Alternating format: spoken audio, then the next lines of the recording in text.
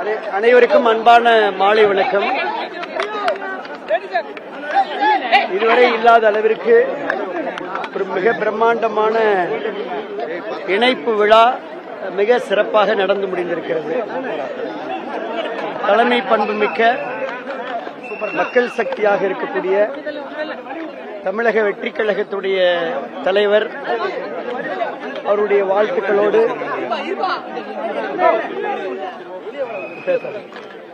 பேசலாமா? எல்லாரும் வந்தாச்சா?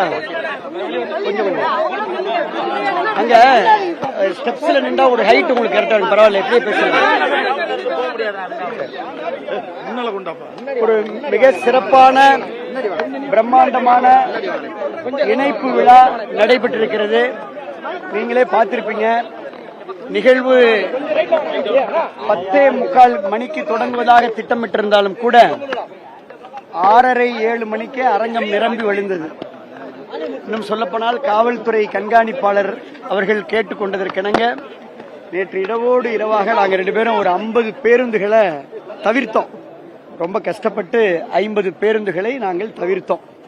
அவங்களை ரெக்வெஸ்ட் பண்ணோம், நம்ம அடுத்த முறை கரூருக்கு முதலமைச்சர் வருகின்ற பொழுதோ அல்லது புதுக்கோட்டைக்கு முதலமைச்சர் வருகின்ற பொழுது இதை விட நம்ம பிரம்மாண்டமா வைத்துக் கொள்ளலாம், காவல்துறை கொஞ்சம் ரெக்வெஸ்ட் பண்றாங்க அப்படின்னு சொல்றதுக்காக ரொம்ப உரிய SOP-யோட நடத்தணும் அப்படின்ற அந்த விதிமுறைக்குட்பட்டு பண்ணோம். இருந்தாலும் கட்டுக்கடங்காத அளவுல பழைய தலைமையினுடைய வெறுப்பால் புதிய தலைமையினுடைய ஈர்ப்பால் இன்றைக்கு மக்கள் சக்தியாக இருக்கக்கூடிய தமிழக வெற்றி கழகத்துடைய தலைவர் முதலமைச்சர் அவர்களுடைய வாழ்த்துக்களுடன் மிக பிரம்மாண்டமாக இந்த இணைப்பு விழா நடந்திருக்கிறது.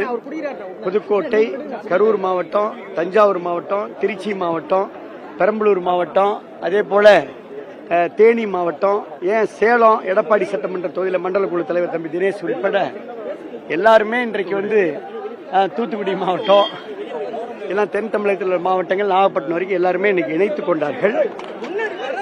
இன்னமும் இணைத்துக் கொள்வார்கள்.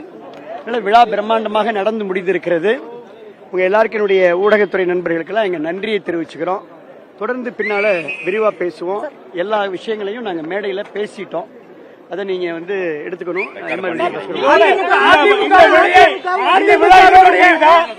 மீண்டும் புதுக்கோட்டையில இன்னொரு விழா எடுப்பீங்களா?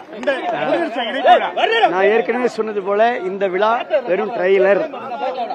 இன்றைக்கு சென்னையில் இருந்து 7 மணி நேர பயணமாக கரூர்ல இருந்தும் புதுக்கோட்டையில இருந்து நாங்க வந்திருக்கிறோம். இது ட்ரெய்லர். டெல்டாவில் மெயின் பிக்சரை நீங்க பாப்பீங்க. இப்பொழுது எப்படி 5 மாவட்ட செயலாளர்கள், 10 முன்னாள் சட்டமன்ற உறுப்பினர்கள், முன்னாள் அமைச்சர்கள் வந்தார்களோ அதே போல இன்னும் தமிழக வெற்றி கழகத்திற்கு துணை நிற்கக்கூடிய அளவுக்கு வலு சேர்க்கக்கூடிய அளவுக்கு நீங்கள் விரைவில் மெயின் பிக்சரை பார்ப்பீங்க.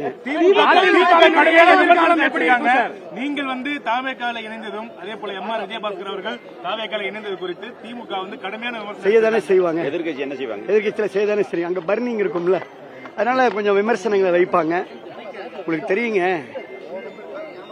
நாங்க எதிர்கட்சியா 5 ஆண்டு காலம் நாங்க வழிகளையும் வேதனைகளையும் தாங்கிக் கொண்டு இயக்கத்துக்கு துணை நின்றுக்கிறோம். ஆட்சிக்கோ அதிகாரத்திற்கோ போகணும்னு நினைச்சா கடந்த முறை நாங்க திமுகவுக்கு துணை போயிருக்கணும். தயவுசெய்து புரிஞ்சுக்கங்க. 5 ஆண்டு காலம் திராவிட முன்னேற்ற கழகம் ஆட்சியில் இருந்த பொழுது எதிர்கட்சியாக இவர் 43 வழக்குகளை சந்தித்திருக்கிறார்.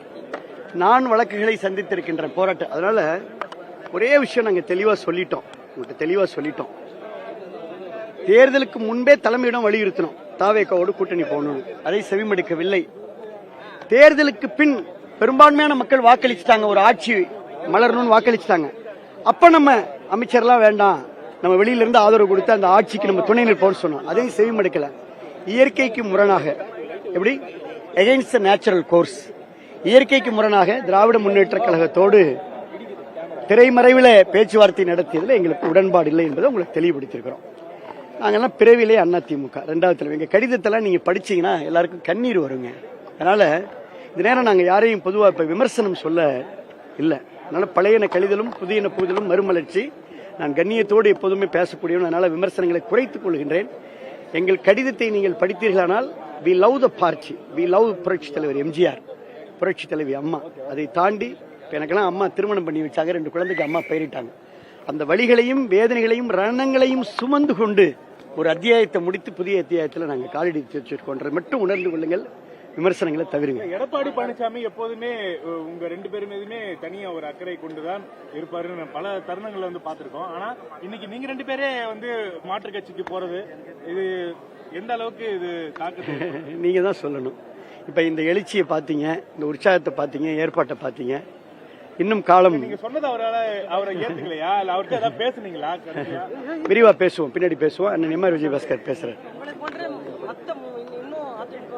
அதிமுகவினுடைய எதிர்காலம் எப்படி இருக்கும்? பொதுச் செயலாளர் என்ன மாத்திக்கணும்னு நினைக்கிறீங்க? அதிமுக இருக்கணும்னா என்ன பண்ணணும்? நாங்க மாற்று கட்சிக்கு வந்துட்டோம் தம்பி. இனிமேல் நாங்க போய் அவருக்கு என்ன அறிவுரை சொல்ல போறோம்? ஒண்ணு கிடையாது. இதுக்கு முன்னாடியே அது நடந்திருக்கணும்.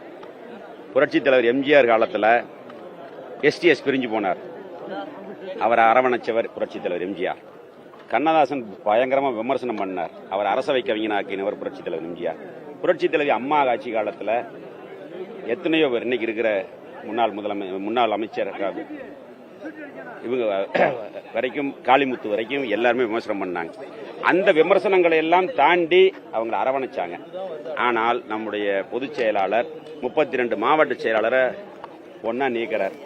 நீக்கி அங்க ஒரு புது மாவட்ட செயலாளரை போட்டு கோஷ்டி இல்லாத ஒரு மாவட்டங்கள்ல கோஷ்டிகளை உருவாக்கி அது வந்து கட்சிக்கு நல்லதல்ல.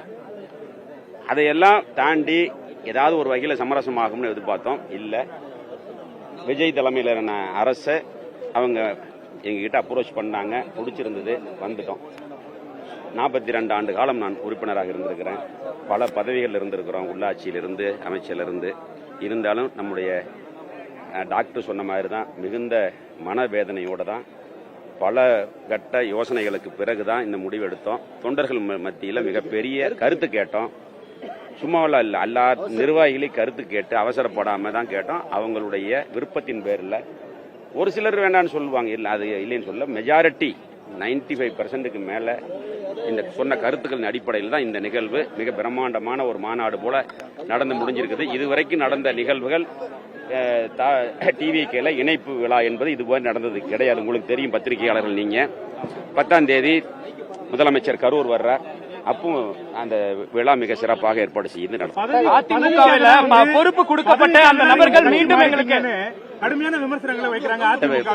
கட்சி விட்டு வெளியே வரும்போது பிறகு ஏதோ ஒன்று சொல்லத்தான் செய்வாங்க. பதவிக்காக வர்றோம், எம்எல்ஏ பதவியை திறந்துட்டு வரோம், எம்எல்ஏ பதவி ரிசைன்மெண்ட் வர்றோம். சின்ன வேலையில்ல, ஒரு மாசத்துல ரிசைன்மெண்ட் வரங்கிறது அதுக்கான மனவழி எங்களுக்கு தான் தெரியும். தொடர்ந்து பேசுவோம்.